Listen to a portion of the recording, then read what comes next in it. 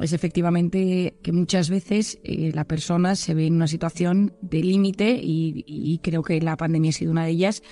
Y lo he dicho aquí en varias ocasiones, me parece que de las pocas cosas buenas que ha tenido la pandemia, por no decir que no ha tenido ninguna, es que se ha normalizado o se ha quitado un poco el estigma a pedir ayuda, a acudir a servicios de salud mental. No, yo creo que probablemente la crisis política muchas veces son crisis psicológicas, porque son temas de autoestima, son temas de heridas, son temas no bien resueltos, de miedos, de fobias, y yo muchas veces pienso que en todos esos conflictos un buen psiquiatra o psicólogo moderándolo nos ahorraría muchos de los disgustos que tenemos. ¿Verdad que sí? Y además esta semana me acordaba de ti porque qué difícil la labor de un psicólogo ante una tragedia tan grande como la pérdida de nuestros marineros, ¿no? El dolor de las familias, la desesperación.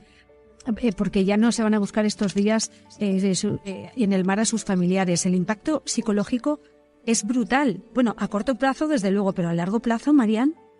Bueno, es que hay dramas en la vida. O sea, es que hay dramas terribles. Y la pérdida de un ser querido, de un hijo, de un padre, de un hermano, es de los temas más duros a los que se puede someter el cerebro. Bueno, de hecho, puede llegar a ser traumático. Es decir, en muchas de estas situaciones, el cerebro, el alma, el corazón, la mente, el organismo lo sufre de manera tan intensa que solo no puede.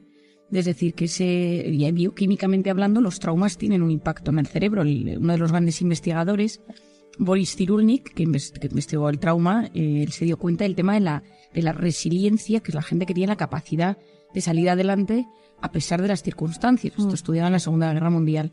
Pero el día a día tiene batallas, pero luego tiene guerras y traumas y heridas muy profundas como esta de los marineros, donde las familias de repente pues se sienten en una situación de desconcierto, donde hay fases, fase de dolor, fase de negación, fase de rabia, fase de incertidumbre, fase de tristeza, fase de hoyo profundo donde no quiero vivir, y a veces uno necesita pedir ayuda. O sea, yo creo que la clave en todo esto que nos está sucediendo, en las cosas más graves y en las cosas más pequeñas, es entender cuándo yo tengo que pedir la ayuda a un profesional. Y si tengo que ir a un psiquiatra, si tengo que ir a un psicólogo.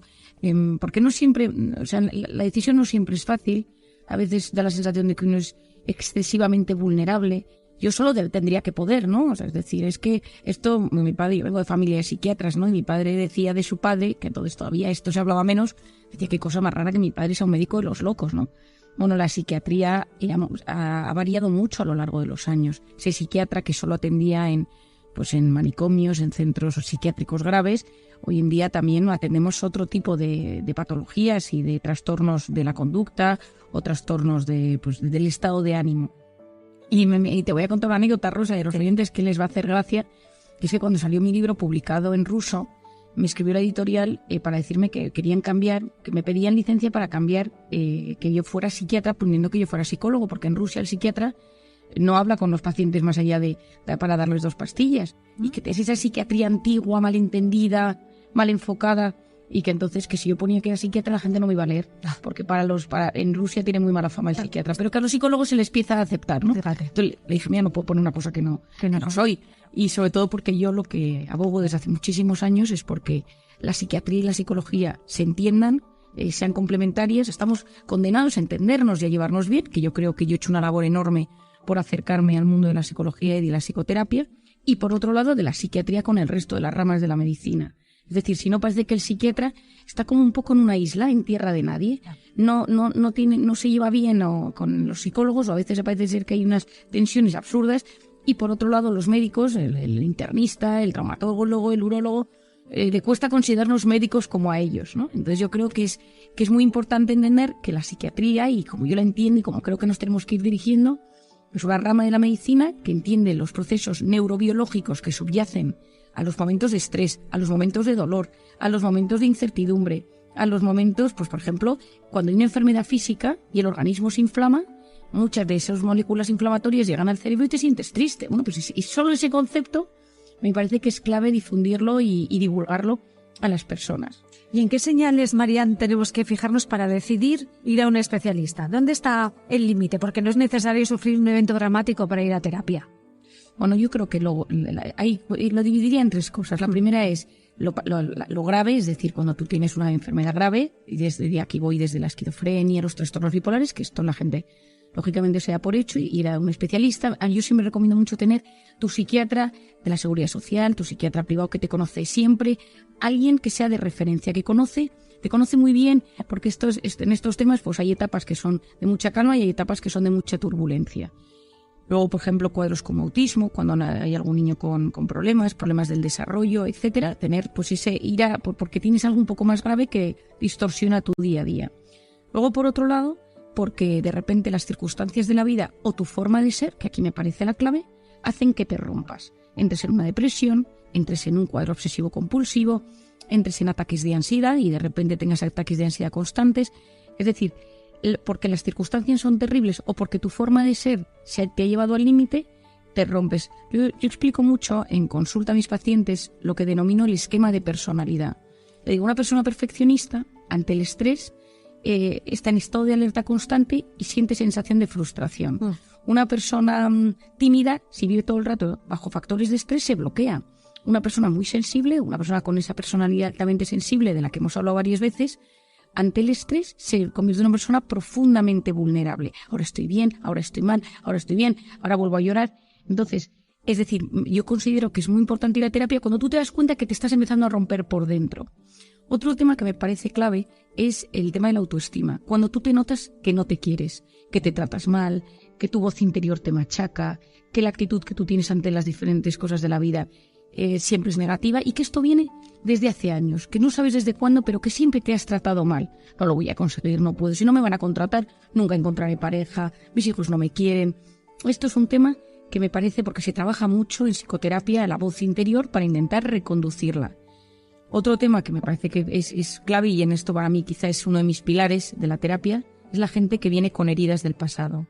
Es decir, una persona que trae las heridas del pasado sin sanar, en el futuro, estas heridas van a salir en forma de comportamientos disruptivos con gente del entorno, con la pareja, a la hora de tomar decisiones, y las heridas pueden ser desde abuso sexual, bullying en el colegio, que no te hayan querido, te hayan abandonado, que no te hayas sentido querido, que tuvieras una pareja que te dejó de forma traumática, relación difícil con los familiares, es decir, condiciones terribles en la infancia, ¿no? El otro día tenía yo una paciente, una historia terrible de haberse criado en un barrio donde pues su madre era prostituta, ella no tenía con qué comer, ella pedía en la calle, pues una historia dura, ¿no? Es decir, pues estas personas que han sufrido mucho y que el organismo y la mente pues ha ido sufriendo a lo largo de la vida, pues estas personas tienen miles de heridas que cerrar. Y la ventaja es que la psicología y la psiquiatría hoy en día tiene herramientas para cerrar esas heridas. Claro. Esto es maravilloso. Es decir, sabemos que hay terapia y sabemos que hay medicaciones que ayudan a que te puedas encontrar mejor. Por lo tanto, tenemos que disipar cualquier reparo o prejuicio que tengamos para ir al especialista, porque efectivamente todavía nos cuesta, ¿no? Quizás pensemos que es un signo de debilidad, pero todavía nos cuesta. Y aún así, fíjate, María, que hay quien se queja de las listas de espera que hay en ocasiones para recibir estos servicios, sobre todo después de la pandemia. Bueno, es que está siendo terrible.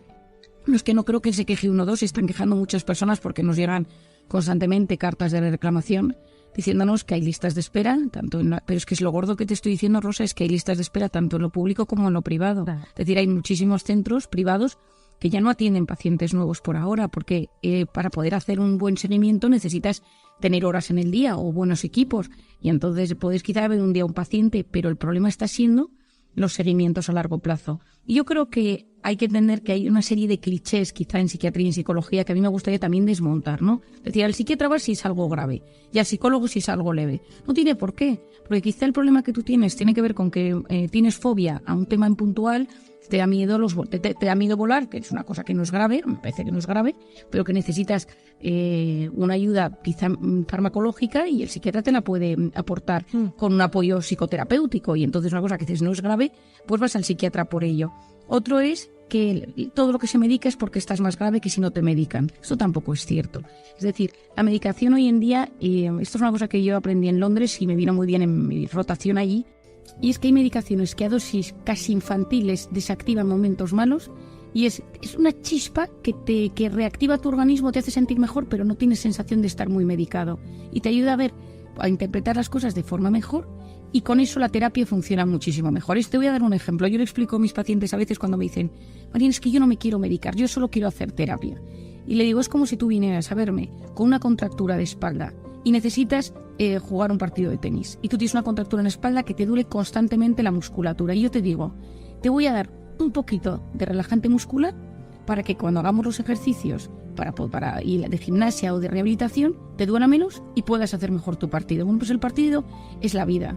Es cómo te relacionas. Claro. Y esa pequeña medicación es la que ayuda a que los engranajes de la mente no estén tan duros, no chirríen y te permitan aprender a tener mecanismos para enfrentarte mejor al día. Bueno, y lo que aprendemos contigo cada semana, ya hemos hecho un poquito de terapia en este sábado gracias a Marian Rojas.